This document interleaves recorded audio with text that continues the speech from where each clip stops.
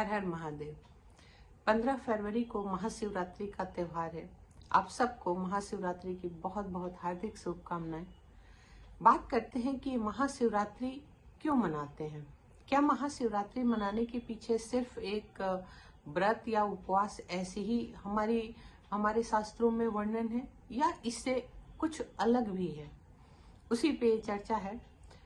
बंधुओं, मैं अलका सिंह इस अंतर यात्रा की यात्रा पर आप लोगों को लेकर चल रही हूँ। चलने से पहले आप लोगों से एक विनम्र अनुरोध है कि कृपया जो लोग भी मेरी वीडियो को देख रहे हैं ज्यादा से ज्यादा लाइक करें, सब्सक्राइब करें और कमेंट बॉक्स में यदि मेरी वीडियो पसंद आए तो जरूर कमेंट्स करें। महाशिवरात्रि, जब हम बोलते हैं ओम नमः शिवाय, ओम नमः शिवाय का जो मंत्र है, ये हमारी जो सुसुप्त चेतना है उसको कहीं ना कहीं ये जागृत करता है। ये जो जागृत होना है यानी हमारी चेतना का विकास होना, हमारी चेतना को जागृत होना, इसीलिए ये पंचाक्षरी मंत्र बोला जाता है, ओम नमः शिवाय। पंचाक्षरी मंत्र वैसे तो नमः शिवाय होता है, लेकिन ओम जो है वो प्रणव मंत्र है, इसको जरूर लगाया जाता है। इसी के ओम के लगने के बाद हर मंत्र कंप्लीट होता है, माना जाता है, ऐसा हमारे शास्त्रों में वर्णन है। अब रही बात कि हमारा जो महाशिवरात्रि का त्यौहार है, ये हम लोग पूरी दुनिया ही, हमारे जो भी सनातनी है हिंदू धर्म में, हमें इसे भगवान शिव और पार्वती की ब्याह के रूप में इसको हम लोग मनाते हैं। अधिकांशतः लोग यही मान्यता है कि भगवान शिव और पार्वती का इस दिन विवाह हुआ था और इसलिए इस दिन हम लोग नाचते हैं, गाते हैं, खुशियां मनाते हैं, ढोल नगाड़े बजाते हैं और मंदिर में बड़ी बड़ी लंबी कतारों में लोग भक्तगण शिव अभिषेक करते हैं, जल अर्पण करते हैं। बहुत लोग घर में भी रुद्राभिषेक कराते हैं। कहने का मतलब उस दिन उपवास रखते हैं, व्रत रखते हैं। तो कहने का मतलब है कि ये जो महाशिवरात्रि का जो व्रत है, ये क्या सिर्फ व्रत रखने का दिन है, सिर्फ उपवास करने का दिन है, या व्रत के माध्यम से बहुत अच्छी अच्छी चीजें बनाकर खाने का दिन है, या फिर इससे और कुछ है। तो आप लोगों को बताऊं, ये जो महाशिवरात्रि का व्रत है, ये शास्त्रों में कई तरीके से वर्णित है। सबसे पहला जो अधिकांशतः लोग जानते हैं कि शिव पार्वती का मिलन हुआ था इस दिन, शिव पार्वती का ब्याह हुआ था इस दिन।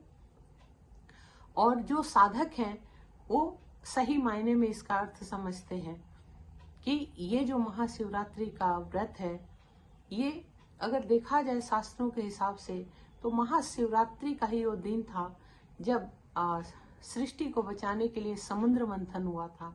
उस समुद्र मंथन से जो विष निकला था, उस विष को पीने के लिए, उस हलाहल को पीने के लिए महादेव ने स्वयं अपने कंठ में उसको धारण किया। और कहते हैं जो हमारे धरती पे जो हम लोग लिंग स्वरूप की पूजा करते हैं, जिसे हम शिवलिंग बोलते हैं, तो भगवान महादेव उसी दिन धरती पर, इस सृष्टि पर लिंग रूप में स्थापित हो गए। तो ये भी मान्यता है हमारे पौराणिक कथाओं के अनुसार। तो ये तो दो कथाएं हो गई। अब इसके बाद है कि महाशिवरात्रि जो साधक हैं उनके लिए क्या है, और सही मायने में शिवरात्रि, महा प्लस शिव प्लस रात्रि का क्या मतलब होता है। तो देखिए, रात्रि कहते हैं विश्राम को, रात्रि का मतलब विश्राम करना, आराम करना, और शिव का मतलब शून्य, जिसका कोई अंत नहीं है, वो अनंत है। और शक्ति, जो हमारी सब कुछ, जो शक्ति से ही ये प्रकृति, ये संसार, ये सब कुछ चल रही है, जो शक्ति का संचार हो रहा है, यानी हमारी चेतना। तो कहने का मतलब शिव ही सुंदर है, सत्यम शिवम सुंदरम, शिव से सुंदर कोई नहीं है। और शिव और शक्ति का जब हमारे शरीर में संचार होता है तो वो हमारी चेतना को जगाता है। जो हमारी चेतना सुसुप्त अवस्था में है, उस चेतना में वो संचार करता है।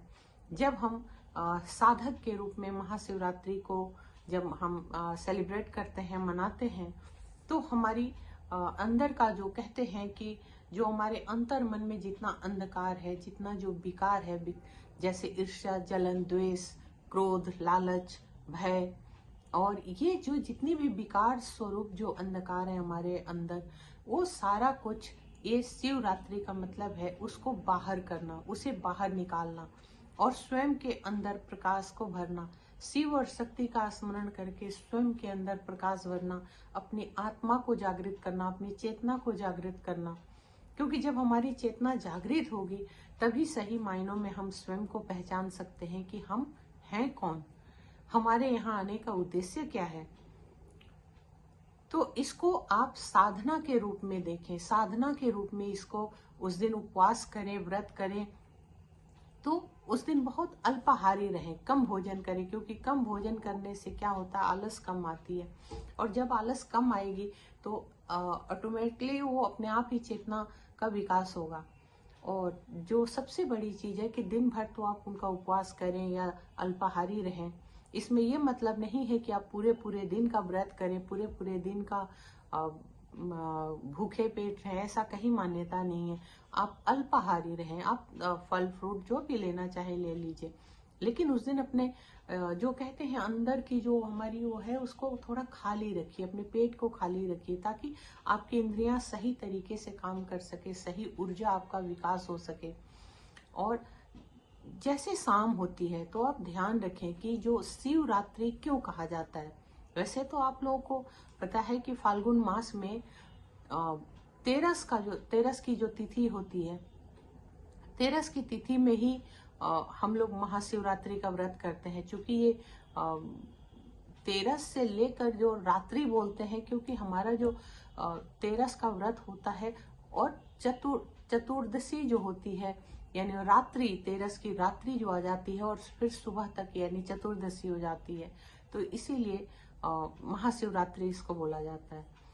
रात्रि में यहाँ अर्थ है विश्राम करने का, यानी चेतना को विश्राम देने का, आराम देने का, शांति देने का, और भगवान शिव को शिवत्व को प्राप्त करने का, शिवत्व के लिए प्रयास करने का।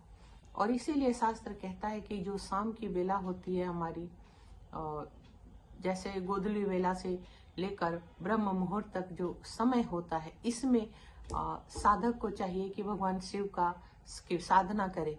इसमें चाहिए कि वो अपनी चेतना को जागृत करे। या अगर साधक हैं तो भी आप कर सकते हैं। आप एक संसारिक जीवन में रहने वाले बिल्कुल घरेलू इंसान है जो लेकिन शिव की भक्ति चाहते हैं, शिव की प्राप्ति चाहते हैं, शक्ति की भक्ति चाहते हैं, तो शिवरात्रि के दिन अपने सारे कार्य को सुव्यवस्थित करके आप प्रयास करें कि जो शाम का समय है वहां से आप शिव का एक खास जागरण करें, अंतर मन में जागरण करें। उस दिन का ये मतलब होता है आपका कि आपकी जो रीढ़ की हड्डी है, जब आप साधना करें तो अक्सर हम लोग ये कहते हैं ना, सीधे बैठो सीधे बैठो। क्यों कहते हैं? क्योंकि जो मनुष्य जीवन में जो रीढ़ की उसकी हड्डी होती है, स्पाइन कॉर्ड जिसको बोलते हैं, तो ऊर्जा का प्रवेश वहीं से होता है। ऊर्जा का द्वार रीढ़ की हड्डी को ही माना गया है। और इसीलिए कहते हैं कि जो हमारे मनुष्य के जो 7 चक्र होते हैं, जिसे हम कुंडलिनी जागृत करना भी बोलते हैं, कुंडलिनी शक्ति बोलते हैं, तो ये जो 7 हमारे जो चक्र होते हैं, ये रीढ़ की हड्डी जब सीधी रहती है तब वो हमारी टेल बोन से लेकर हमारे शस्त्रार्थ तक आता है। तो कहने का मतलब कि उस दिन जो लोग भी हैं, अगर शिव में थोड़ी आस्था है और आप चाहते हैं कि आप अपनी चेतना को जगा सके, तो ये गोधूली वेला से सुबह ब्रह्म मुहूर्त तक का समय आप जरूर सुनिश्चित करें। उस दिन दिन भर जब आप व्रत रहें तो थोड़ा कम बोलें या मौन रहें, शिव को अंदर अंतर्भ्यास करते रहें, ओम नमः शिवाय, ओम नमः शिवाय को रटन करते रहें। और जब गोधूली वेला के बाद या रात में जब आप खास तौर से देखिए 2 घंटे का जो समय होता है वो बहुत विशेष होता है महाशिवरात्रि में। जैसे रात के 2 बजे से लेकर सुबह के 4 साढ़े 4 तक का जो समय होता है, ये बहुत विशेष महत्व रखता है। मेन कहें तो यही हमारी मेन शिवरात्रि होती है। और इस समय में यदि आप शिवत्व को चाहते हैं, यदि आप चाहते हैं कि हम अपनी चेतना को और शिव और शक्ति के मिलन जिसको कहते हैं, यानी हम अपने और अपनी चेतना को, अपनी ऊर्जा को मिला सकें, तो यहाँ आपको बहुत अच्छे से प्रसन्नता पूर्वक, बहुत ही कहते हैं कि आस्था और विश्वास के साथ इस समय साधना करनी चाहिए। इस समय आप एक सुंदर सा स्वच्छ आसन बिछा लें, उस आसन पर आप बैठ जाएं और उत्तर या पूरब या ईशान कोण की तरफ मुख करके बैठें अपने घर में, जहाँ भी आप बैठ सकते हैं, और बैठकर और ओम नमः शिवाय का जाप करें। क्योंकि ये जो समय होता है, इस समय में बहुत ही पॉजिटिव वाइब्रेशन रहता है, बहुत ही पॉजिटिव ऊर्जा रहती है। इस तरीके से अपने श्वास को एक तार करें उस परमात्मा से, उस शिव से, कि आपके मन से जो, आपके अंतरात्मा से जो निकले ओम नमः शिवाय, तो वो जो है वो परमात्मा से कनेक्ट हो सके, लिंक हो सके। इस तरीके से अपनी चेतना को जागृत करें। जो चेतना आपकी सुसुप्त अवस्था में अभी तक पड़ी हुई है, उसको जागृत करें। क्योंकि जब हमारी चेतना जग जाती है ना, वही कहिए, उसी को कहते हैं, अगर हमारी सातों कुंडलियां, अगर सातों चक्र हमारे जागृत हो गए, तो फिर हमें अपनी चेतना स्वयं जागृत होने के बाद किसी के पास दौड़ने की, भागने की जरूरत नहीं होती है। हमारे चेतना जब जागृत होती है तो स्वयं हमें इस अंधकार रूपी जो हमारा अंतस है, इस अंतस में एक प्रकाश फैलता है, एक अद्भुत प्रकाश फैलता है। वो प्रकाश हमें बताता है कि वहां से हमारी बुद्धि का विकास होता है। हमारे जो अंतर के जो सारी अंधकार रूपी जो ईर्ष्या, जलन, द्वेष, लोभ, मोह, ये सब है, ये सब निकल जाता है। और वो जो प्रकाश है, ये अद्भुत होता है। वो हमें जीवन को समझा देता है, जीवन में हमें वो मार्ग दिखाता है जो हमें कहते हैं कि शिव की प्राप्ति होना। तो उस दिन इस चीज को आप बिल्कुल साधना अच्छे से करें, भगवान शिव को, शक्ति को याद करें। और शिव शक्ति के मिलन की यही रात है, जब साधक जब अपने चक्रों को बैलेंस कर लेता है, जब अपने चक्रों को वो बिल्कुल अपनी सुसुप्त चेतना से निकलकर वो प्रकाश को प्राप्त कर लेता है। उसी को साइंस की या उसकी दृष्टि में कहें कि यही जो है, ये शिव शक्ति का मिलन कहलाता है। ये शिव शक्ति का मिलन ही हम शिवरात्रि के रूप में जानते हैं। ये जो शिवरात्रि की रात होती है, बड़ी अद्भुत होती है। और जैसा मैंने कहा कि रात्रि, किसी भी आप देखिए व्रत में रात्रि नहीं बोला जाता है, लेकिन शिवरात्रि इसीलिए बोला जाता है क्योंकि ये जो दिन होता है बहुत अद्भुत होता है। कहते हैं इस दिन पृथ्वी बिल्कुल स्थिर रहती है। और ये जो पल होता है, जो शिवरात्रि का दिन होता है, ये मनुष्य के जागरण का दिन है।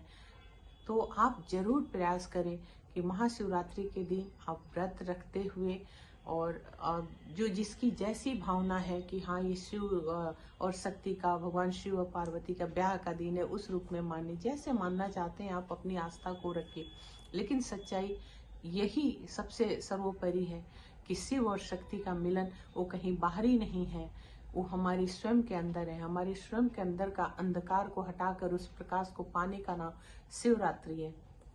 इस रात्रि में अपने आप को संयमित रखें, और संयमित रखते हुए उस शिव शक्ति का ध्यान करें, साधना करें।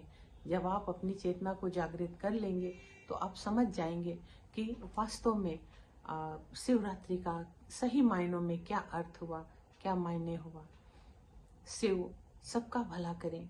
शिव ही सुंदर है, शिव बहुत सुंदर है, वो शक्ति बहुत सुंदर है, क्योंकि वो शिव और शक्ति का मिलन ही जो है वो हमारी आत्मा के जागरण का प्रतिबिंब है। हमारे अंदर जो एक अंधकार के बाद जो हमारे मन में जितने भी विकार हैं, वो हमारे मन में कहीं न कहीं एक अंधकार ऐसा भर देते हैं कि हम उसी ईर्ष्या, जलन, द्वेष में घुट घुट के रह जाते हैं। लेकिन जब हम इस जागरण को करते हैं, जब शिव और शक्ति के मिलन को देखते हैं, जब हम अपने अंदर से वो सारी जितनी भी कलुषता है उसको दूर करके जब अपनी चेतना को जागृत करते हैं, अपनी चेतना को अपना मानसिक विकास करते हैं, तो वास्तव में यकीन मानिए ये सब कुछ जीवन से हट जाता है।